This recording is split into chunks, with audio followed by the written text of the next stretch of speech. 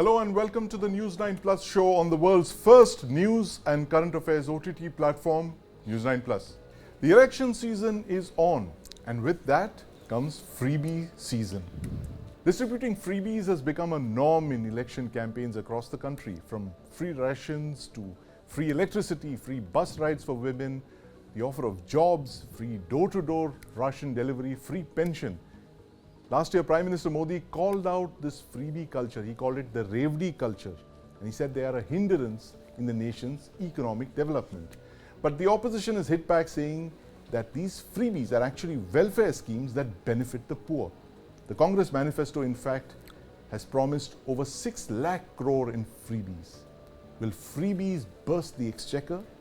Joining me to discuss this today are Mr. Arun Kumar, Dr. A.K. Verma and my colleague, Rajesh Pandey. Gentlemen, welcome to the News9 Plus Show. Dr. Arun Kumar, I want to ask you this. There's a very interesting petition in the Supreme Court right now which calls for banning freebies. There's a public interest litigation which asks for a total ban on such populist measures. My question is, how do you tell when a freebie is a freebie and it's not a genuine welfare measure? So, welfare measures are of different kind. For instance, education, health, these are all cases of market failure where the markets are not able to optimally deliver, and therefore these are called merit wants, and therefore you have to give them through the state as far as possible, which is not to say you only give exclusively through the state, but a large number of people may need that support. Second is in a time of crisis that we saw post the pandemic, where large number of people lost incomes, you may have to give support in terms of food and other such items. Yes.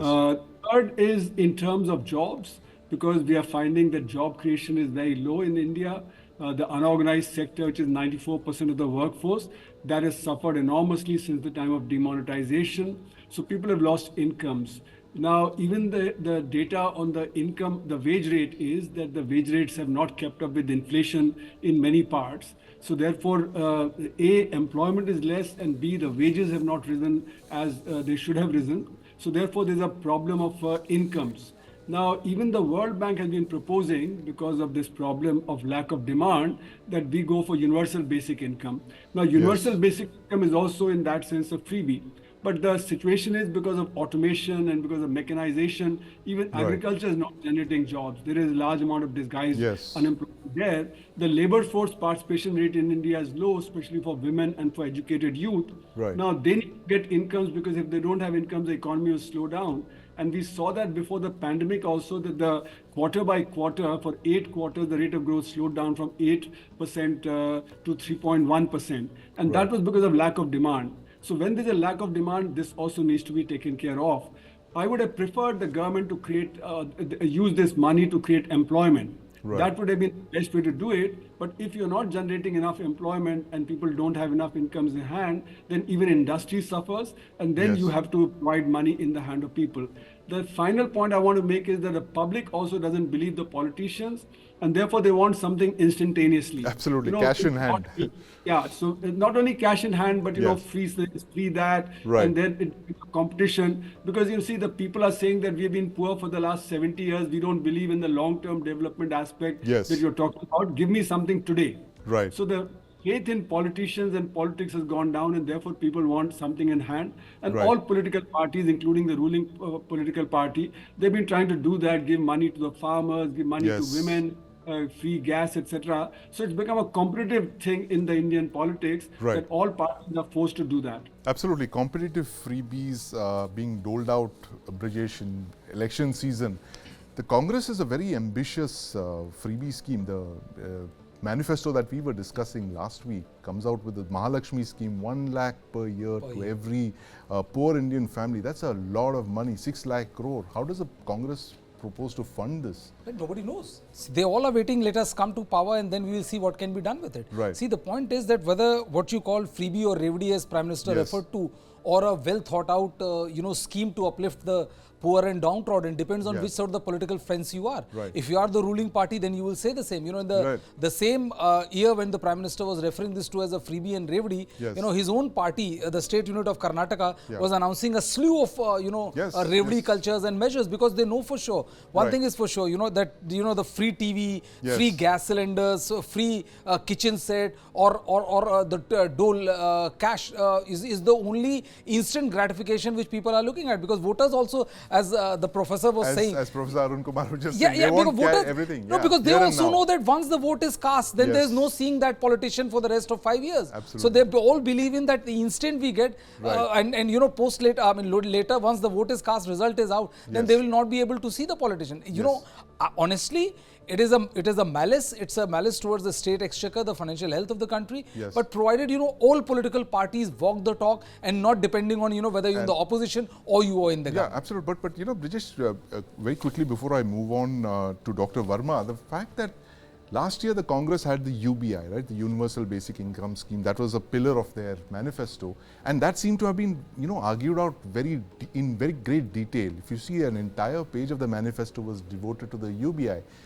This time, the 2024 manifesto has no mention of the UBI, and it's just got a two-liner on the Mahalakshmi scheme.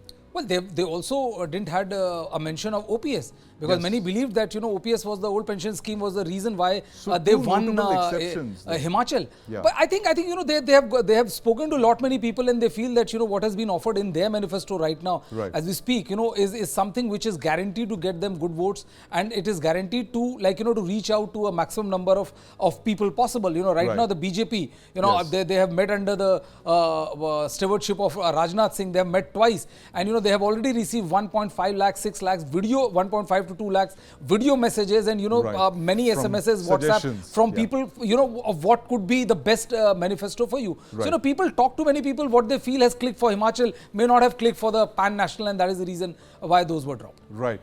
Dr. Verma, the fact that universal basic income, again, this point that Brijesh was raising, that was a key pillar of the Congress's manifesto in 2019.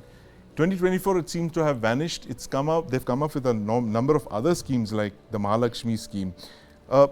Why is there no well thought through scheme like they had the last time, a plan to implement this? Is this just something that they just think that they're going to throw at the people, and if it hits, well and good, otherwise let's wait another 5 years? Sandeep, one thing I would say that it's very difficult to define what's a freebie and what's not a freebie. That is one thing.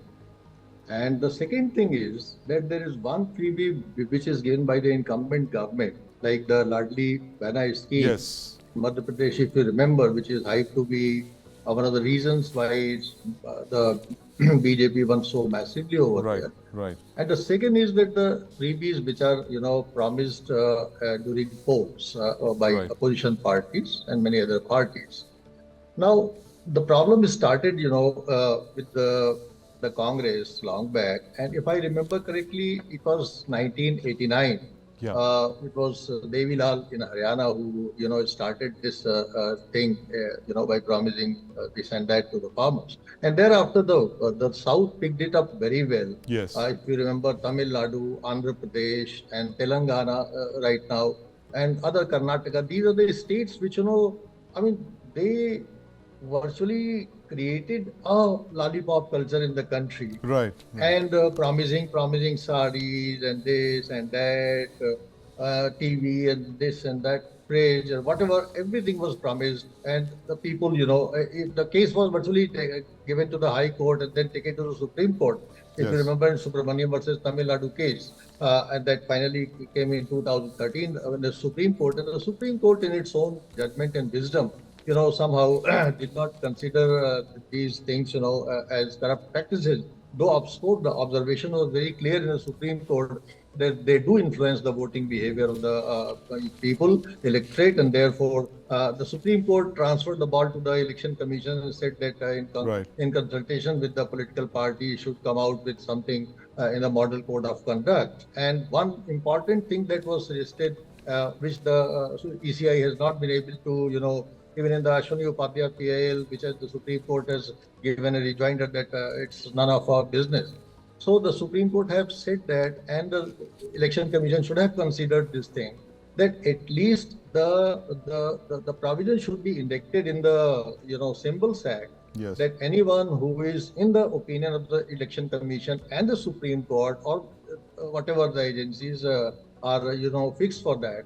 If it says that this promises every culture or this promises a lollipop thing, then Right. at least there should be a provision for de-recognition of the party. At the moment, you will be surprised that the election commission can only recognize a political party. It has no Yes. power to de-recognize a political party. And Absolutely. lastly, Right. coming to your point that the Congress has promised and forgotten that thing, the thing. I am feeling that the party which has a lesser chance of getting into the power Right. has the probability of promising even the moon to the people, Right. and that's a very safe thing to do. And Yes. that triggers, a kind of a rivalry among so many political parties that they don't want to be seen left out so far as the domain of promising every things to the electorate is concerned. Right.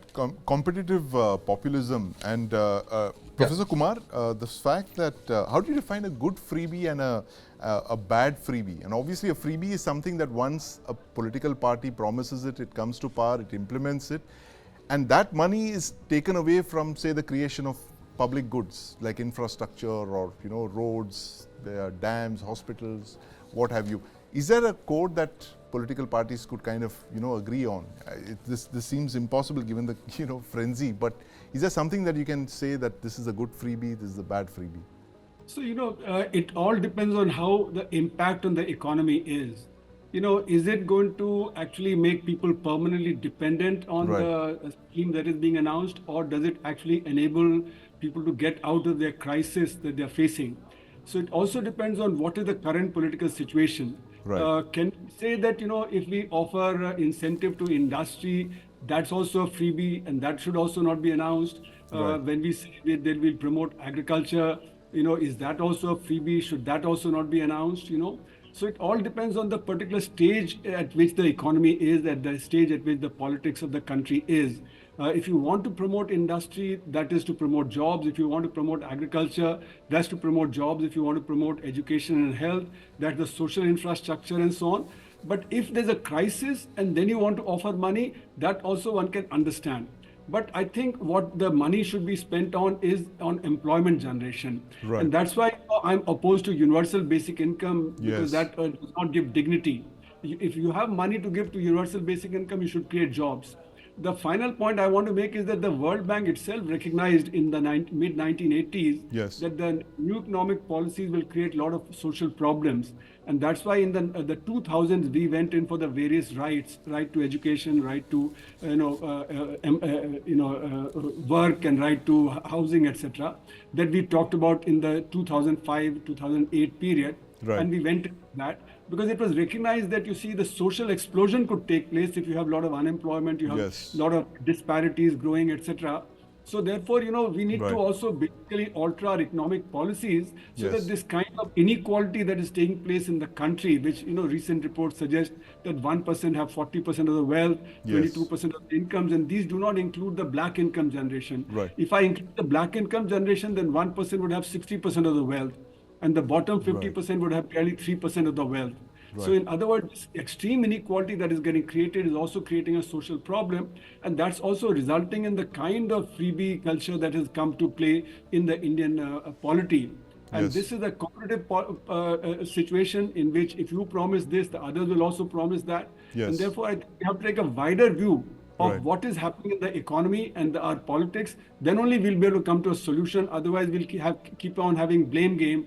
One will blame the other and the other will blame the absolutely else. Competitive. And that doesn't solve the problem. It doesn't solve the problem indeed. And Brijesh, what explains the BJP's U-turn on freebies? This was the government, Prime Minister Modi's government was totally opposed to freebies, but in the last couple of years they have been kind of forced to join the game, if I may say so. But the fact, you have schemes like the PMGKY, the Pradhan Mantri Garib Kalyan Yojana, Anna Yojana, it's the largest of this kind in the world. And it clearly seems to be there for the long haul. It was supposed to be a short-term measure, and it doesn't seem like they're going to roll it back. What explains the BJP's U-turn? Well, I think the kind of success they're generating out of electoral success they're generating out of based on these schemes is something which is which is convincing them that this is the path to go forward. To. And they they have also seen what the kind of chatter which OPS had generated. Remember last election in Uttar Pradesh, they were saying that Eastern Uttar Pradesh there was a lot of rallies in support of OPS scheme. Himachal, many believe that OPS was the game changer for the Congress party. So political parties, one of the most important aspect of their thing is that they have to win at all cost, and I think that win at all cost is something which is forcing the political parties to to indulge in these, offering obscene amounts of of freebies without caring two hoots about the financial health of the state economy. Win at all costs, and that's the thing that's driving political parties to offer freebies indiscriminately to their voters, and that unfortunately seems to be the case in these elections as well. Even as the BJP claims to have, targeted 400 plus seats, a lot of those seats are coming on the back of freebies that they're promising. This competitive free-for-all, giving out freebies to the electorate. That's a story that we've covered in the past. The freebie movement. You can download our app and watch that series. Thank you very much, Dr. Arun Kumar and Dr. Verma, my colleague Brijesh, for joining us this evening. The freebies, big story out of this election 2024.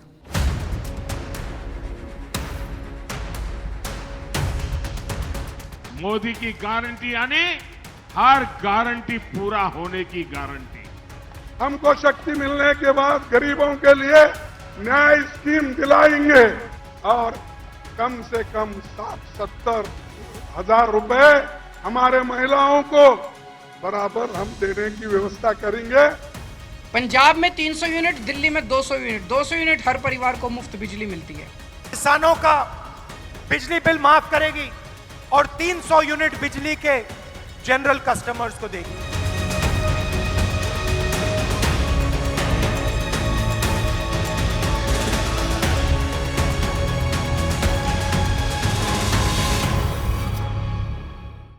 6 months ago, on the 7th of October, Hamas carried out a horrific terror attack against Israel. Now, Israel's devastating response has led to political, humanitarian and diplomatic consequences. This has altered Israeli politics and national security. There have been deadly exchanges between Israel and Iranian proxy groups in the region. And things are not going too well for Prime Minister Benjamin Netanyahu, because there are calls for his removal, and those calls are getting stronger.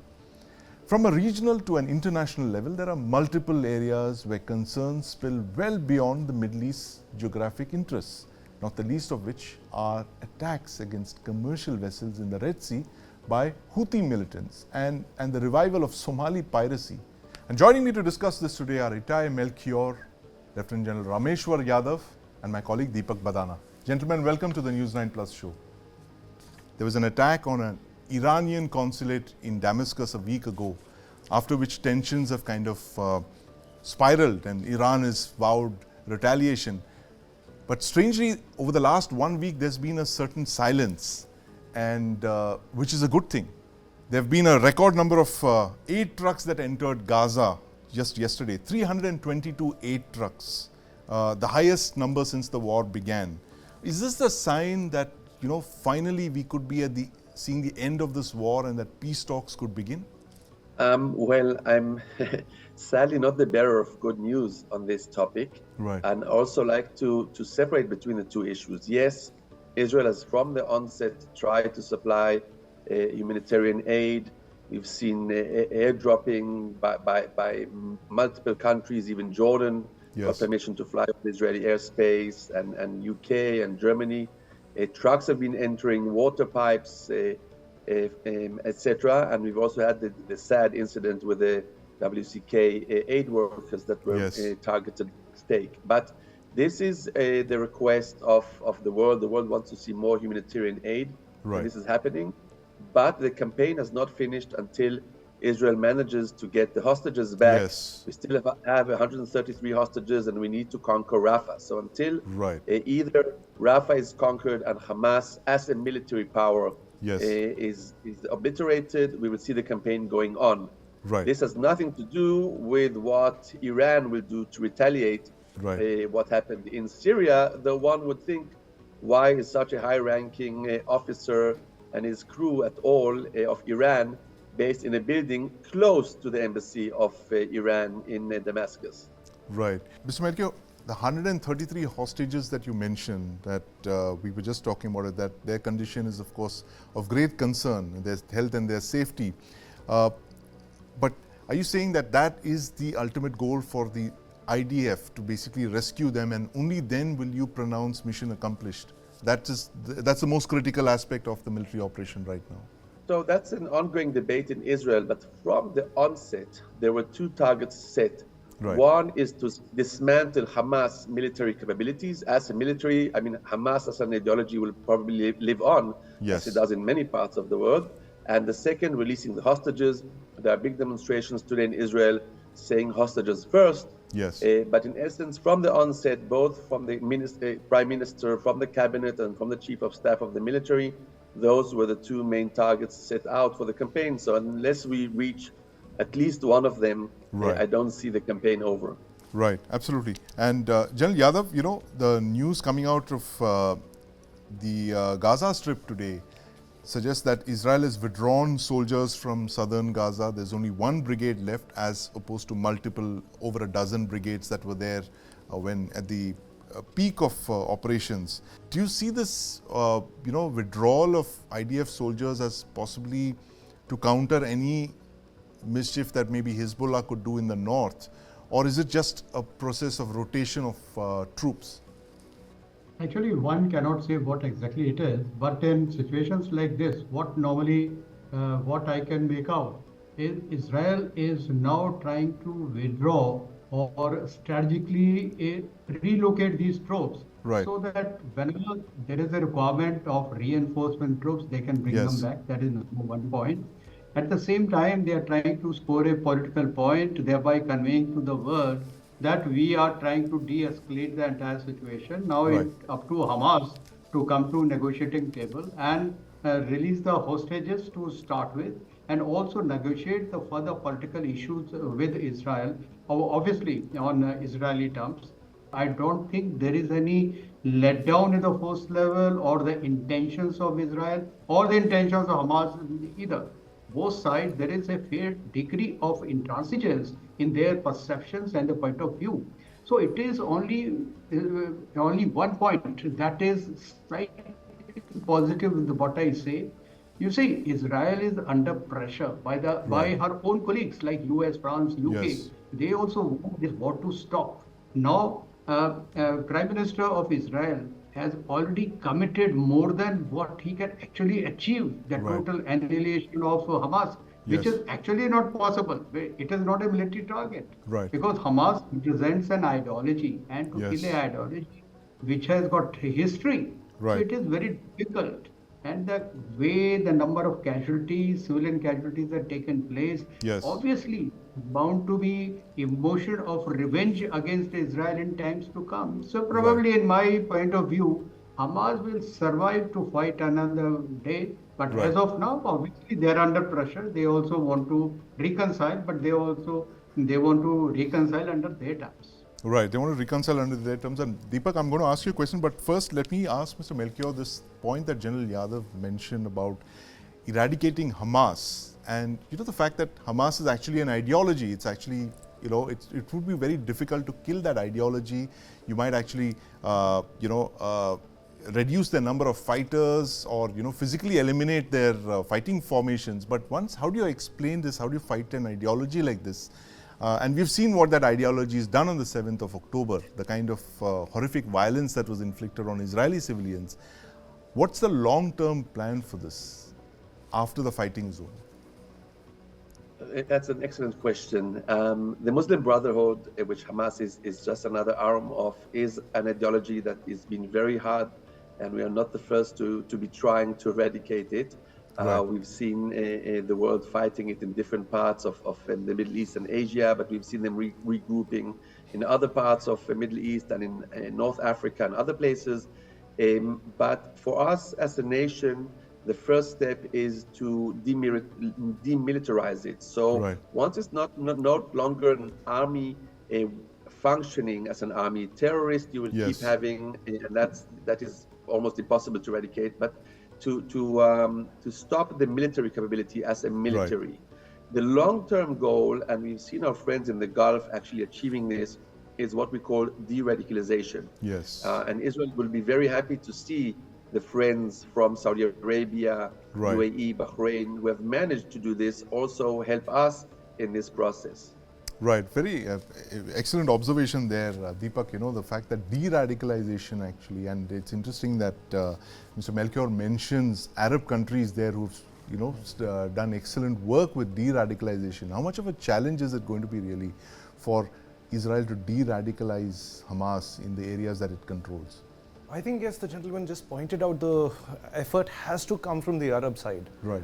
Even MBS, you know, in a recent interview, at a press conference, he said that, you know, the Saudis are going to go after de-radicalization. Yes. You know, it's something that they have to do now. Right. That was what MBS said. Yes. So it's not something that Israel by itself will be able to, you know, unilaterally be able to do. Right.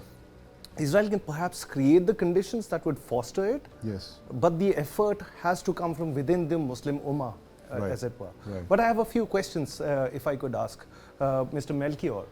You know, you've talked about de-radicalization and demilitarization of Gaza.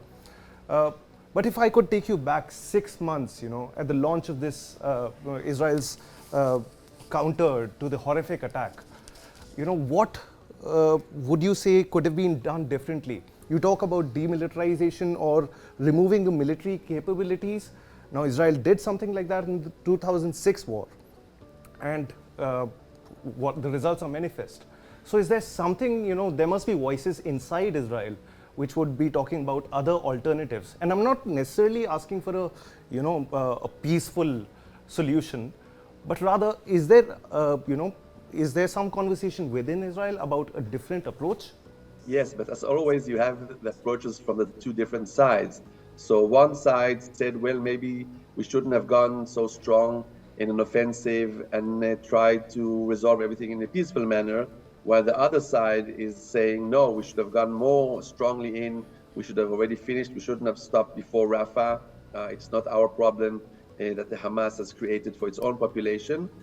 So there are two contradicting voices, and I don't know, maybe the international viewers don't hear about this, but there's been demonstrations and actually civilians that have tried to stop some of the humanitarian aid flowing into Gaza and disrupt the truck routes, and the police also had to deal with that to clear those routes from Israelis who were saying, no, let's apply more pressure on Hamas, who is the sovereign of the region, and stop those trucks. So both the criticism from both sides exists, and in the end, I think that Israel has reached most of its targets, and the fact that we're only left with Rafah, and in my opinion, it's a question of weeks. First, we will finish Ramadan and the Eid. The US is working alongside Israel, despite its criticism on humanitarian issues. It's working alongside Israel to find a way to remove the civilians who have flocked or escaped to Rafah, so Israel can launch the final offensive on the last stronghold of Hamas in Rafah.